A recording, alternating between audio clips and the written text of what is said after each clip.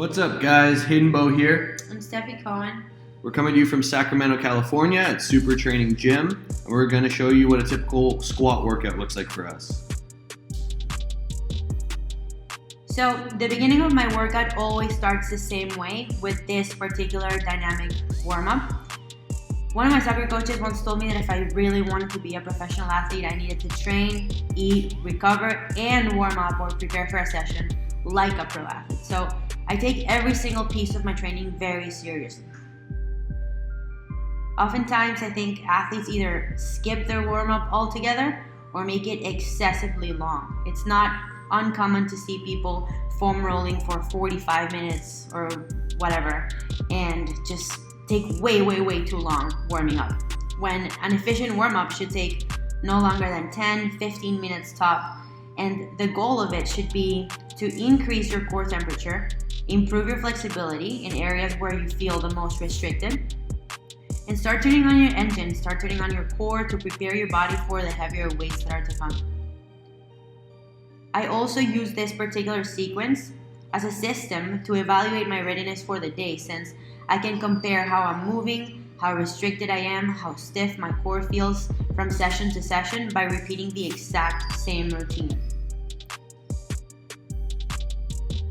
I also think that having a set of exercises that you perform the same way and in the same order every single time for your warm-up also makes it way easier to adhere to it, since you don't need to come up with anything new every time.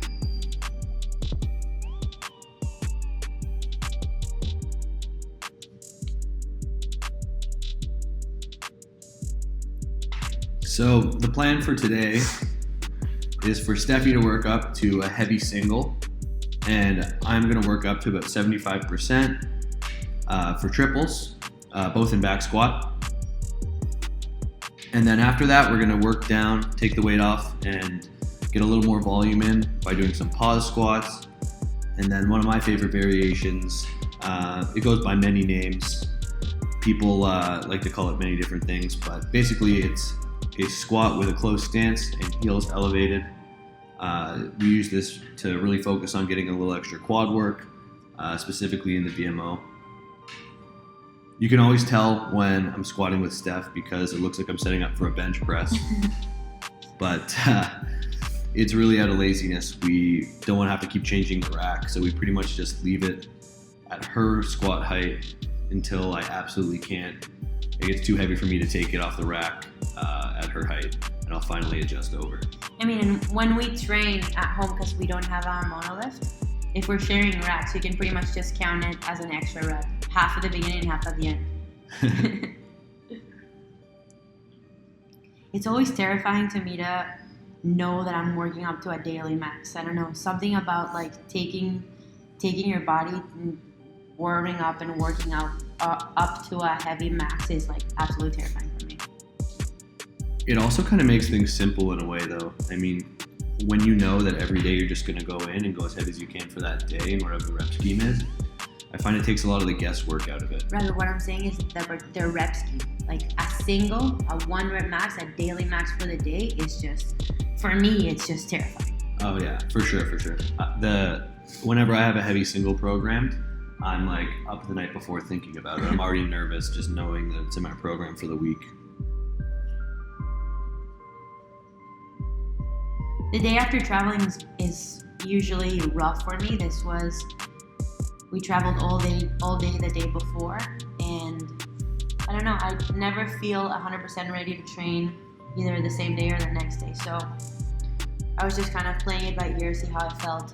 I tend to do my first 3 warm-up sets without a belt, just to kind of like assess how I'm truly feeling before and how coordinated and stiff I can get without the belt first.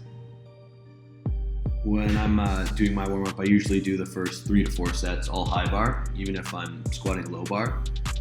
I find that for warming up is great just because it pushes your range of motion a little deeper. I feel like I get a little bit of a better warm-up in the hips, and then I also feel like I get to really focus on keeping my chest upright, and then that translates over even more when you switch to low bar. And it's sort of like when I'm squatting high bar, it's almost like I'm swinging a weighted bat. And then for the heavy sets, I get to switch over to low bar, and it almost feels easier because I'm in a position that's a lot more mechanically advantageous for me. This was kind of like the make or break weight for me that day. It usually is around 3 plates or 3 plates and a quarter, where it becomes heavy enough to be challenging at any day. But depending on how ready I'm feeling that day, then I can tell if I have a big single or a big triple or whatever I'm doing in me that day. This day it felt really heavy. That 165 was extremely heavy for me that day. And I think you weren't accounting for the squat bar either. So I think I remember after your top set, you were like, what was that weight? You were only expecting it to be 405 or something, and it turned out to be 415. Right. You can see it was a little heavier than you expected it was going to be too when you get to it. So different people squat with different squat techniques. For me, for the most part, I tend to have a really slow and controlled descent.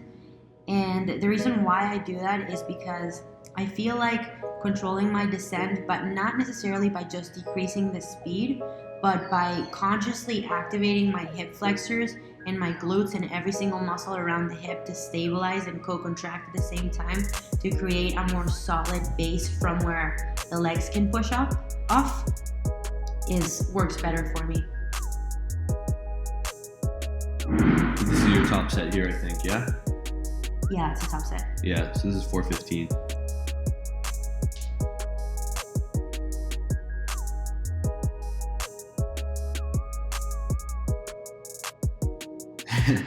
You can see your face there smirking. You're like, oop, that was a little harder than I thought it was going to be. It's heartbreaking because I think that the week before or 2 weeks earlier, I had done a triple at that weight. Yeah, but like you said, traveling and keeping your training up is tough. It gets catches up to you after a while. This was a cool session too because we got to test out the new Denim X sleeves before they were even released. So I don't know, I've seen a lot of people review them, and I don't know that I necessarily think that some of the reviews coming out are totally accurate. If I had to describe sort of how they felt to me, I think they feel like a much lighter, thinner sleeve. And I know that they actually are a little bit thinner because they had to make it thinner for the extra denim sleeve to meet the specifications for USPA and USAPL. For the non-slip. Because they're not. Oh, right, because of the grip on the inside, actually. Yeah, so it feels like a lighter, more breathable sleeve, which is kind of nice, but it still has like the stiffness and the pop that the strong sleeve has. So I like that a lot. So now we're moving on to pause squats. Today we were doing that just to kind of build up some more volume, and we added in the pause so that we didn't have to go as heavy. It limits the amount of weight that you can move. So you kill 2 birds with 1 stone. I was in full vacation mode here, drinking all the free coffee at the hotel breakfast, and I'm really sensitive to caffeine, so I was sweating up a storm here. They had to switch me out a new shirt, so that's why I'm now wearing the black power shirt. The black, power shirt, to be clear.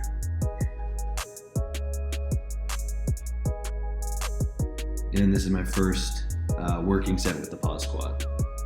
I really like that kabuki strength squat bar. It's nice that it has knurling all along the bar.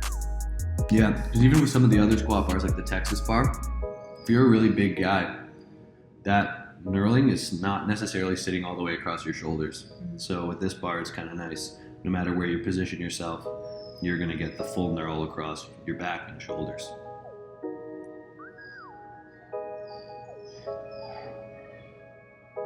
I think this is your last. My top set. Your top set for the pause squat.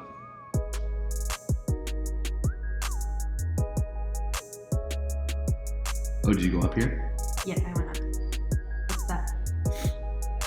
365. No. Mm-hmm. 345. Oh, and it's a squat bar. Yeah, squat bar. Extra 10 pounds.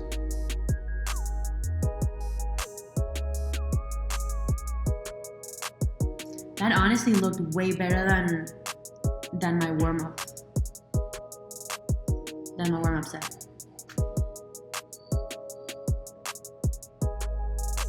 Nice. I think on this next set, you actually tricked me into doing extra reps for some reason. Because you were counting for me. I can never count while I'm doing it. Oh, I made you do an extra rep? Yeah. If you watch this set here, for some reason, it's more reps than all my other sets. You tricked me into doing it. Oh, and there's the other thing. Whenever I'm squatting with Steph, she always racks the barbell way to the right. And for that reason, I had to move my grip in for almost all of my sets just to make it symmetrical on both sides. Otherwise, it wouldn't fit with the rack.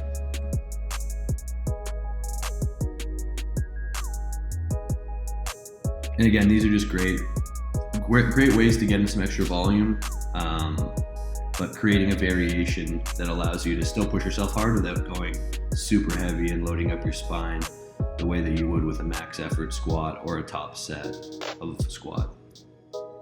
Yeah, there I am, complaining about the extra reps.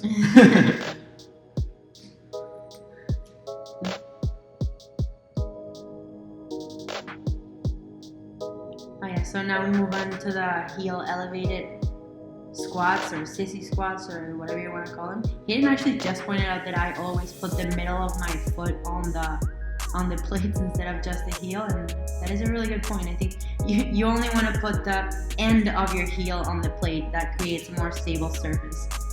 I've been watching you doing it That's like so that. funny. How come you never said anything to me? I don't know. I've been watching you doing it like that for years, and I've always thought it was kind of weird, but I just figured you knew what you were doing. Never corrected it. So you can go either toes pointed in or facing straight forward. You can do super narrow, or you can do what Hayden's doing right there, which is narrow but not feet touching. Whatever you decide to do, it just targets different areas of your quad a little bit more.